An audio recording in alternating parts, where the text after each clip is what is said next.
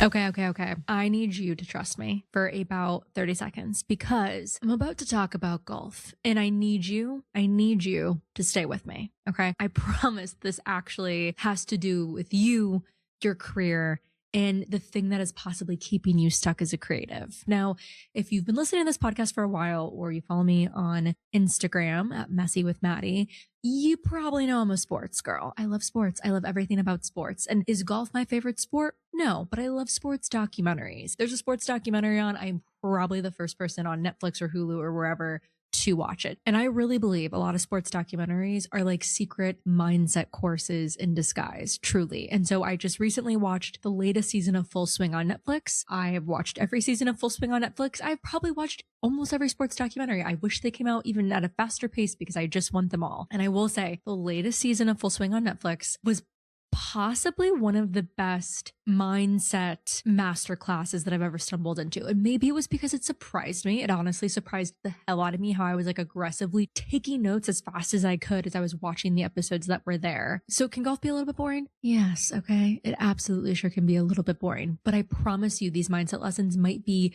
some of the most helpful creative mindset tips or tools that you've heard in recent times. So with that being said, I hope you're still with me. Welcome to Get Messy, the mindset space for creatives who want to build sustainable and successful careers without losing their sanity. I'm Maddie, professional performer of over a decade. I'm currently in grad school to become a therapist, and I'm your friend who's never going to BS you about what it takes to actually stay in the game. So like I just said, I genuinely believe sports and sports documentaries contain some of the most effective mindset metaphors that creatives can steal. And here are a few I learned from the most recent season of Netflix's Full Swing. Lesson 1, be proud that you keep showing up. Rory McIlroy had won 3 of the 4 majors needed to complete a career Grand Slam. This is our version of like an EGOT as creatives, right? Where someone would win an Emmy, a Grammy, an Oscar, and a Tony. The one that kept escaping him was the Masters. Year after year, he would show up, he'd get into contention, and then come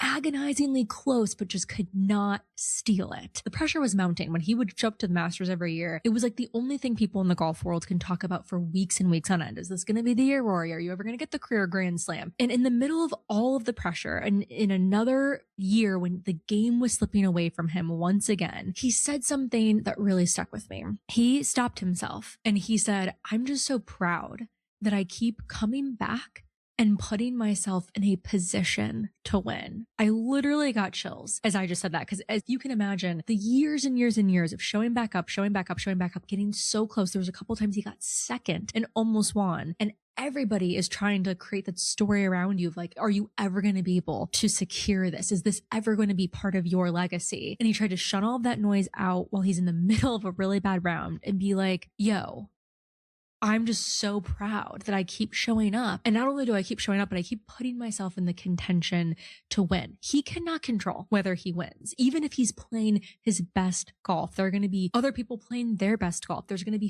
factors that are out of his control. But what he can control is showing up at his best and giving it everything he has. So I want to ask you, in the current state of your career, what does showing up and putting yourself in a position to win actually look like for you? Are you taking care of your body? Are you working with a great coach? Are you seeing live shows to stay inspired? Are you creating your own content? Are you having coffee chats with fellow artists? Are you submitting auditions on time and with full effort? Are you working on your mindset so that you feel as good as you possibly can going through the ups and downs and ebbs and flows of this career? What does showing up to win look like for you? And can you be proud of yourself for choosing to keep doing it? Because that is a choice. He could have very easily been like, I cannot believe I'm this close again and I might lose again. Or he could have been like, you know what? I'm so glad you're still in the game, and we are still in the game. And making that choice to be proud of yourself, to keep showing up and to choose to keep showing up, that is a choice that keeps you in the game for the long run. You cannot win unless you choose to stay in it. And just so you know, Rory McIlroy did win the Masters, and he actually this year very, very recently just won his second Masters back to back, which has been done by very, very few people. Lesson number 2, reconnect with your original why. Justin Rose was having a genuinely just horrible round of golf. And how golf tournaments work, by the way, I'm also not like a golf aficionado, so if I get any of the specifics wrong, I apologize. How most golf tournaments work, to my knowledge, is you play Thursday through Sunday. You play a full round of golf, 18 holes every single day, and you have to play a good enough round to keep making the cut. So it's like you hope you play a good enough round Thursday to make the cut to play again Friday. And obviously based off your score each day, it's kind of contributing to where you're starting the next day in like the field of people who is actually left. So you have an opportunity every single day, if you make the cut, to keep getting better and better, but you're starting in the lineup based off of what your score is from the previous day. So Justin Rose was having a horrible round, and the evening before the final day of the tournament, so Saturday evening into Sunday, he needed to shift everything. And what he did to do this was he connected with a younger version of himself. And he was once the kid that grew up dreaming about playing the Masters. And now he's there actually doing it, going into the final round on Sunday. And that younger version of him wouldn't have been sulking about a bad round of golf. He would have been absolutely gobsmacked that he made it all the way there. That moment of reconnection moved Justin into a place of gratitude for everything that he's built, for every hard thing that he's done to get to this point, for the sacrifices, for the fact that he was in the dream, actively living it. Your why is one of the most powerful forces that you have. It doesn't care whether you're having a good day or a bad day. It just keeps burning underneath everything else that's going on in your life. And sometimes, especially on the hard days, you need to let your why remind you of how far you've actually come. What would younger you say about where you are right now? Even if it's not where you want to be yet, you're further than you were when you started. You're further than you were a year ago. You're further than you were 5 years ago. And younger you thinks you're genuinely, seriously so freaking cool and brave for going after it. Lesson number 3. Use the rain delay. During the US Open, which is one of the 4 major tournaments in golf. See, I do know a little bit more about golf than I'm like giving myself credit for. So during the US Open, JJ Spawn was making mistake after mistake, and then they got a rain delay. So the game completely stopped. Some people would spiral in this moment because it's an opportunity to fixate on everything that you just had go wrong in this whole round of golf. You could resent the interruption by either clinging to the momentum that you had in this previous round, or you could start catastrophizing about losing this momentum. You could, like I've already mentioned, pick apart everything that you've done wrong in this entire round and just kind of sit in a sourness until the rain delay is over. But JJ used this pause to mentally reconfigure. He calmed his brain, he cleared his head, and he was able to just kind of totally get grounded and present and come back ready to play the rest of the game. He ended up going on to win the entire tournament. And I feel like as creatives, when the audition's slow, when our inbox is eerily quiet, when the phone stops ringing, we tend to freak out. And I say this as someone who's like been there many, many times, and I won't be there my last time, but this quiet, oh my God, it feels like everything is so slow, we freak out. And we try to fill this space that we have with anxiety about the fact that we have so much space, or we scramble to manufacture busyness so that we feel productive. We rarely use the slow times as a chance to actually recalibrate. The pause isn't the universe punishing you. It's the universe offering you a reset mentally, physically, and emotionally. Think about why sports have half times or even timeouts. They're not meant to be this forceful interruption into the game, breaking up momentum. They're built into the game on purpose because slowing down is what allows you to speed back up. It's what allows you to take a moment to collect your thoughts, get back into your body, get your mind right, recalibrate so you can speed back up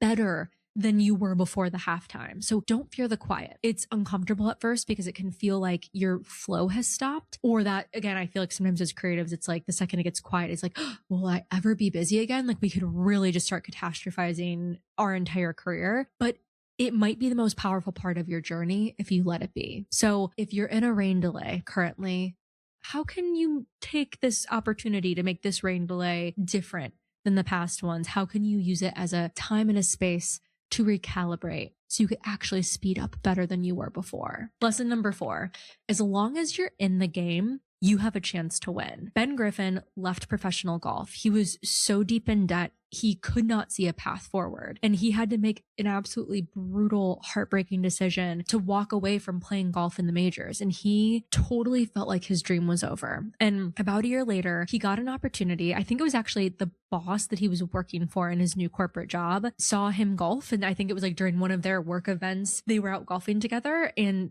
his boss was like, holy shit, dude, you are so good at golf. You should be doing this and not like working in finance. And so this boss of his took a chance on him and sponsored him so he could go back into the majors without accruing the debt that he had previously. And the second he got back into the majors, he started winning tournaments that he thought were behind him forever. And when I heard him say that just going out to eat with his fiance feels like a win because not too long ago, he couldn't do that without feeling financial pressure. Like I felt that. I feel like a lot of creatives understand the highs and the lows of what this career path can look like, specifically financially speaking. And this was kind of the main reason he felt like he couldn't responsibly continue going after his dreams, because he was putting himself in a worse and worse financial position. And upon getting another opportunity, he took it and ran with it and is now living his dreams. And in 2022, I had my worst year in voiceover. And there was a very real part of me that as the, months kept ticking on and I was realizing I wasn't going to make my SAG health insurance for the first time, there's like the thoughts where you're like, am I ever going to book a voiceover job again? Like, am I ever going to be on not only even just like a one-off job, let alone a major campaign again? And my agent, Vince Labica, and my coach, Carol Kimball, between both of them giving me this like really hard truth conversation, but a very empowering conversation and a really empowering coaching session with Carol, I felt like I was given this new lifeline, and it instilled something new inside of me to just believe in myself again. It was almost like a new opportunity, I guess, in the same way, but not in the same way how Ben Griffin felt being able to like fully go back to the majors. And when all of that shifted, I reopened myself to the possibility that it could be me. And I found my way back to gratitude for just being in the game. And lo and behold, a month later, I booked the biggest campaign of my career, which ended up turning into me working with this client for 2.5 years. And it was absolutely life-changing. And it was in a very short time span. And that's what I think with Ben Griffin too. He was shocked. He's like, it wasn't even that long ago. I was sitting out to eat, so stressed that like I couldn't even take my fiance out for a nice meal. And now I'm winning major championships on the PGA Tour.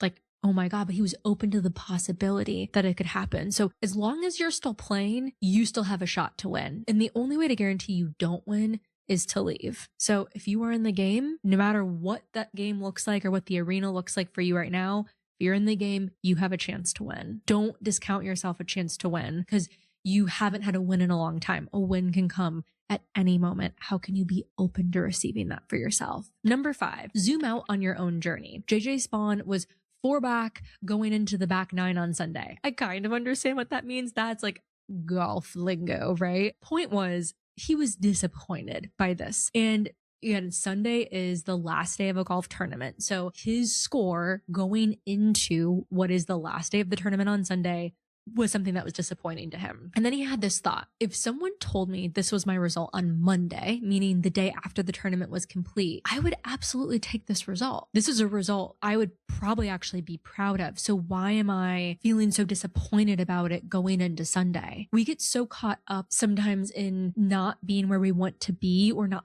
feeling the way we want to feel, or things feeling stickier. It's like, I've been doing this a while. Why does this one thing still feel hard? And it's like we get so caught up in the moment that we lose sight of how far we've actually come. It's almost like we've been living inside a result that a week ago, a month ago, a year ago, we would have been thrilled with. And now it's like we don't even notice it. If anything, this result is putting us into a worse mental space. So zoom out. Where were you a year ago? What were you hoping for then that you're now taking for granted? Your current chapter might be someone else's dream, including your own past self's dream. How does zooming out on your entire career, or even the last year, even the last month, help you see your own growth and the current results that you're accruing a little bit differently? Lesson 6, psychologically prep for your big moments. JJ Spawn also talked about feeling like he was selling himself short. He'd made it to the big moments. He was playing in these major tournaments and then he got scared to be in the big moment. And honestly, I find this so common for creatives. We spend so much time craving how we think we're going to feel when this big booking happens, or when we're working on set with someone we admire, when the numbers in our bank account hit a certain point. And then as the big moments start arriving, we can freeze a little bit. My friend and mindset coach, Amy Austin, talks about this, that feeling that you're craving when you win your first Emmy, or when you book your first series regular role, or when the dream client calls you. How can you start inviting that feeling that you're craving, that you think is attached to all of these big wins, into your life now?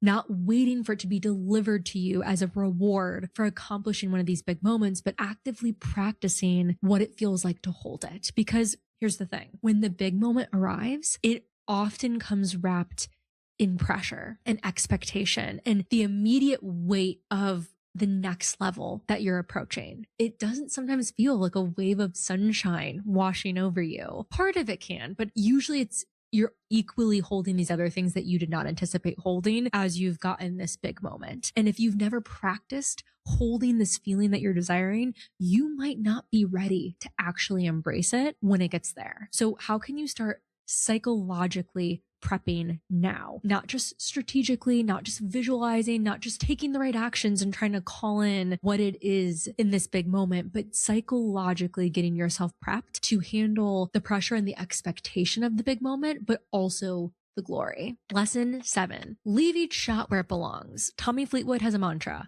whatever shot you just hit, there's no use in letting it make the next one worse. Each shot is its own thing. We're actually kind of lucky in this industry in that we're not burdened by our past performances unless we choose to be. That one bad audition, you're probably the only person still thinking about it. The weird thing you said in an interview, the shaky performance in class, we're usually the only ones replaying it and then carrying that energy into the next moment, letting it pollute the opportunity that's right in front of us. You don't have to drag your last shot into your next one. You are allowed to learn from it and leave it where it belongs. Okay, if you're still with me, thank you, my creatives who were probably like, what? We're going to be talking about golf today? No, thank you. So if you've made it this far, thank you. But if this resonated, share it with a creative friend who's in a hard season right now. Sometimes the best thing you can do for someone is remind them to stay in the game. I'm rooting for you today and always. You're the real hero if you've made it this far. Thanks so much for hanging out today, and check out the show notes for any resources or cool info mentioned in today's episode, or places to follow along if you want to hang out some more. I'm rooting for you today and always. Stay messy.